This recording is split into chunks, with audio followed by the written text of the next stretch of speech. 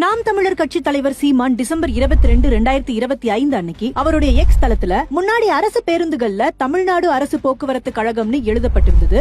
அதுல தமிழ்நாடுங்கிற வார்த்தையை திமுக அரசு தவிர்க்க வேண்டிய அவசியம் என்ன வந்தது, திமுகவிற்கு தமிழ்நாடு என்ற பெயர் கசக்கிறதான்னு கேட்டு பதிவிட்டிருக்காரு. இது எந்த அளவுக்கு உண்மை, எப்ப தமிழ்நாடுங்கிற பெயர் நீக்கப்பட்டதுன்னு 3 எவிடன்ஸை பேஸ் பண்ணி ஃபேக்ட் செக் பண்ணி பாத்துடலாமா? முதலாவதா தமிழ்நாடு போக்குவரத்து தொடர்பா 2012ஆம் ஆண்டு வெளியான TNSTC பிளாக்ல இருக்கிற பேருந்துகள்ல தமிழ்நாடு அரசு விரைவு பேருந்துன்னு தான் எழுதப்பட்டிருக்கு. இரண்டாவதா 2014ஆம் ஆண்டு TNSTC ஓவர்வியூ வெப்சைட்ல பதிவேற்றம் செஞ்சிருக்கும் பேருந்துகள்ல கும்பகோணம், மதுரை, நெல்லைன்னு கோட்டம் வாரியா பெயரிடப்பட்டிருக்கு, தமிழ்நாடு என்ற பெயர் இல்லை. மூன்றாவதா ஸ்மார்ட் சேலம் அப்படிங்கிற Facebook பக்கத்துல 2019ஆம் ஆண்டு வெளியிடப்பட்ட பேருந்து புகைப்படங்கள்லயும் தமிழ்நாடு பெயர் நீக்கப்பட்டு அரசு போக்குவரத்து கழகம் மட்டும் தான் எழுதப்பட்டிருக்கு.